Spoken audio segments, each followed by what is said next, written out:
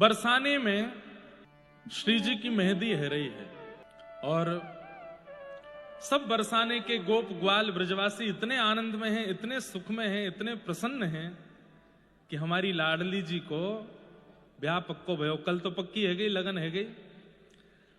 अब मेहंदी की रचना है रही है। आज हल्दी चढ़ रही है, तेल चढ़ रहा है। हल्दी तेल मेहंदी हैवे के बाद में फिर जो दुल्हा दुल्हन रहे उनमें स्वरूप आन लगे, ब्याह को स्वरूप उनके अंदर प्रकट होने लगे और वे पूर्ण रूपेण योग्य है जाए।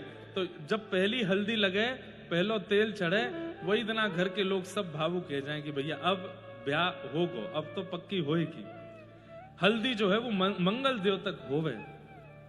मेहंदी सोहे हाथ श्री प्यारी जुके, मेहंदी सोहे हाथ श्री प्यारी जुके, मेहंदी सोहे हाथ श्री प्यारी जुके, मेहंदी सोहे हाथ श्री प्यारी। सब लोग गाओ। और विशेष रूप से जो श्री जी पक्ष वाले हैं उनको तो गानो ही गानो है। नंदगाम बारे अभी बैठे रहो, जब नंदगाम की मेहंदी होगी तब आप गई हो। आहा, गौर वर्ण की श्री प्रिया जी बैठी हैं एक सुंदर मणि के सिंहासन पे, सब सखियां घेर करके बैठी हैं। बरसाने में सबन को चाव लगो है कि हम जाए करके देखें कैसी मेहंदी है रही है श्री किशोरी जी की। हे मेहंदी सोहे हाथ श्री प्यारी जुके। भानु बाबा ने पूरे बरसाने को सजाया है। केवल भानु भवन के बाहर बंधन बार बंधे हैं, कदली वृक्ष लगे नहीं।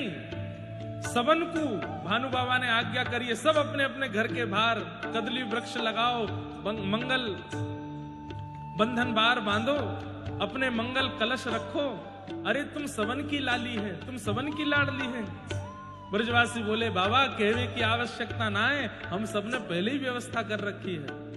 हर घर में ढोल बज रहे, नगाड़े बज रहे, माताएं बहनें नृत्य कर रही हैं। क्यों? आज हमारी लाडली जी की, हमारी प्यारी जी की आज हल्दी है रही है, तेल चढ़ रहा है, मेहंदी लग रही है। हे मेहंदी सोहे हाथ श्री प्यारी जुके। किशोरी जी की मेहंदी है रही है। ढोल नगाड़े इनकी आवाज नंदगाम तक जा रही है। महाराज ढोल नगाड़े बजन लगे सो ठाकुर जी अपनी अटारी पे जाके देख रहे हैं। बोले अरे मधुमंगल जी कहा है रो है? सब कहने लगे बोले लाला तो ना पता। बोले कहा है रो है? बोले श्री जी की मेहंदी है रही है, श्री जी की हल्दी है रही है आज। ठाकुर जी इतना सुनते ही चिंतित है गए। काय को चिंतित है गए? बोले जो हाथ मेरे हाथन में आनो चाहिए वाकू कोई और पकड़ के 2-2 घंटा बैठे को रचना बनावे को हाथन में। जा हस्त कमल पे मेरो अधिकार है, मैं रचना सिद्ध करूंगा, वाप में कोई और रचना सिद्ध करेगा। या मंगल विधान में वस्त्र कोई बनावे, सहरो कोई बनावे, बाकी की सब क्रिया कोई करे, पर श्री जी के हाथ में बहुत दिनांत तक रचवे वारी ये मेहंदी, ये तो मेरे हाथन से ही रचनी चाहिए। मधुमंगल से ठाकुर जी बोले अभी रचना भई तो नाय होगी। बोले अभी तो नाय भई लाला।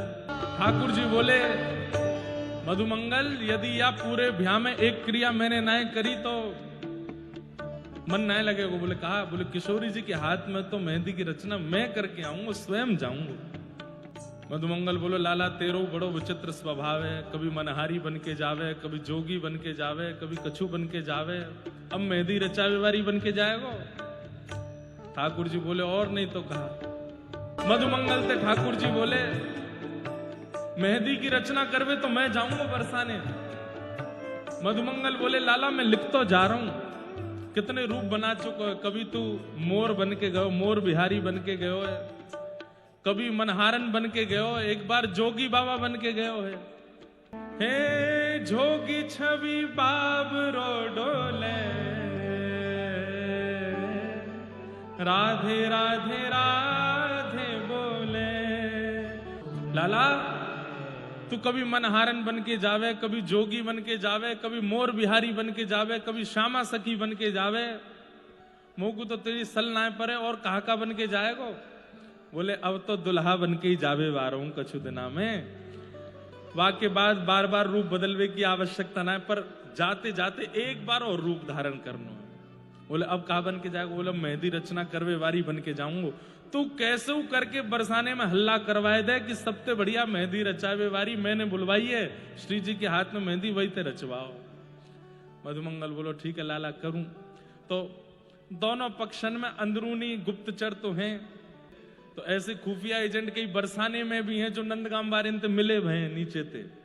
उनको जाके मधुमंगल कहते कि सुनो लाला जो है का है वो मेहंदी रचावे वारी बन के आ रहा है, तुम सब मां व्यवस्था कर दियो, श्री जी के हाथ में मेहंदी वही के हाथ तो रचनी चाहिए। ठीक है, सब ने जाए करके भानु बाबा और कीर्ति मैया से कही आज हमारी किशोरी जी की मेहंदी रचना होनी है, कोई सामान्य मेहंदी रचना करवे वारी नहीं आनी चाहिए। तो बोले आप बताओ। बोले देवलोक ब्रह्मलोक में भी जाकी चर्चा है, ऐसी एक मेहंदी रचना करवे वारी आ रही है, आप वही से रचना करवाइयो। बोले अच्छा बाकी पहचान का है। बोले छोटी सी होएगी पहली बात तो, दूसरी सांवरी सी होएगी, और घूंघट में तो बोले वा को मोह देखवे की जिद मत करियो। नंद बाबा आदि सब बोले ठीक है, भानु बाबा बोले ठीक है आन दो। अब यहाँ पे महाराज इतने सारे लोगों में होड़ लगी है मेहंदी रचावे वारे में कि हम लगावेंगे, श्री जी के हाथ में हम लगावेंगे।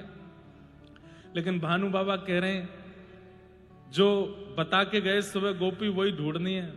असंख्य मेहंदी रचना करवे वारी आई है, उनमें छोटी सी एक सखी घूंघट करके खड़ी है, हमारे किशोरी जी हाथ में मेहंदी लेकर के खड़े, मैं रचूंगा मेहंदी। नंद बाबा ने कही भैया सबरे अपनी रूप रंग दिखाओ कैसो है। जैसी देखी छोटी सी एक सखी खड़ी है, सांवरी सी है, ने हाथन ते पतो चल रही है। बोले हाँ अजय वारी लगावेगी, याकू लेकर के आओ। आहा मेहंदी रचवन वारी बन के आए गिरधर लाल। ठाकुर जी आ गए, आए करके महाराज सिंहासन पर बैठी हैं किशोरी जी, ठाकुर जी घूंघट में खड़े हैं। भानु जी और कीर्ति मैया लेकर के गए ठाकुर जी को। ऐसा लग रहा है कि श्री प्रिया प्रियतम के ब्याहवला में साक्षात रघुनाथ जी, हनुमान जी और समस्त अवधवासी महाराज जी के रूप में ही पधारे हैं। बधाई हो, बधाई हो। रचावन वारी बनके आए गिरधर लाल।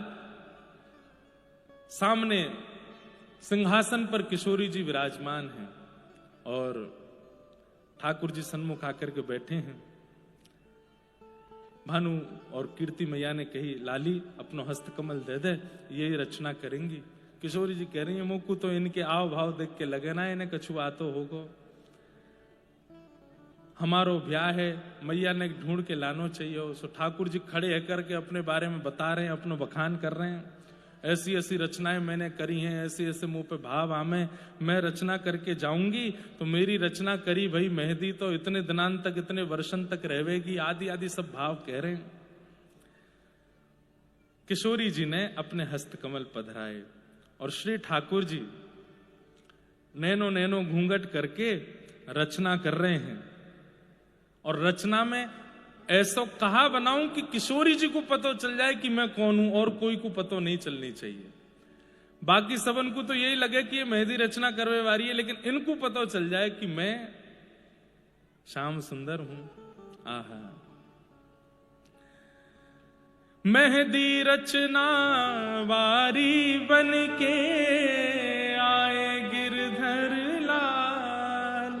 और रचना में नव कुंज दर्शायो, जानी श्री जी हाल। निकुंज की एक लीला, जा लीला में कभी ठाकुर जी ने किशोरी जी के साथ में कोई सुंदर भाव कियो है। अब वो भाव कछु भी ऐसा कि पिए को नचवन सिखावत प्यारी। ठाकुर जी नाच रहे हैं और किशोरी जी सन्मुख खड़े हैं कि नृत्य करनो सिखा रही हैं। ऐसी कोई रचना, ऐसी कोई संरचना ठाकुर जी ने हस्तकमल में प्रकट करी है। धीमे धीमे किशोरी जी देखती जा रही हैं।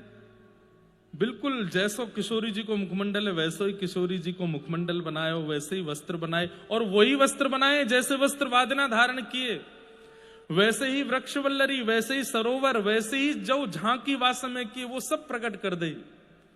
और फिर जैसे ही अपनो स्वरूप बनाने लगे, और अपना स्वरूप पूरा बनाने के बाद जैसे ही मोर मुकुट धारण करायो रचना में, किशोरी जी बोली, अरे ये तो नव निकुंज की एक लीला है, जहां लीला में ललिता भी नहीं गई है, विशाखा भी नहीं गई है, मेरी अष्ट सखी भी नहीं गई हैं, और श्याम सुंदर भी अकेले पधारे, उनके भी अष्ट सखा नहीं आए।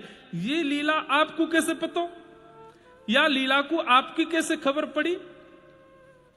सो ठाकुर जी ने एक सौ घूंघट करके ऊपर करके बोले, क्योंकि ये लीला हमने ही तो करी, हमने ही तो रचाई। अरे श्यामाजू,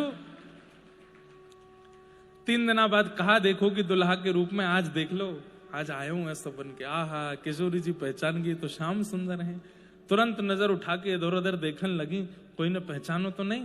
बोले पहचान जान दो, वैसे वो ब्याह तो टूटे को ना, अब तो ब्याह तो होना ही है। मेरी तो बस एक ही अभिलाषा है कि किशोरी जी के हस्त कमल में मेहंदी की रचना मेरे हाथन से हो। किशोरी जी ने रचना करवा ली, दोनों हाथन में 2 निकुंज की लीला ठाकुर जी ने प्रकट कर दी, और प्रकट करके अब किशोरी जी बोली, अब कोई पहचाने, क्योंकि रचना इतनी सुंदर करी है कि अब सबन के हाथ आगे आ रहे हैं। ललिता जी बोली मेरू लगाए दे, विशाखा बोली मेरू लगाए दे, सब सखियां अपने अपने हाथ आगे कर रही हैं।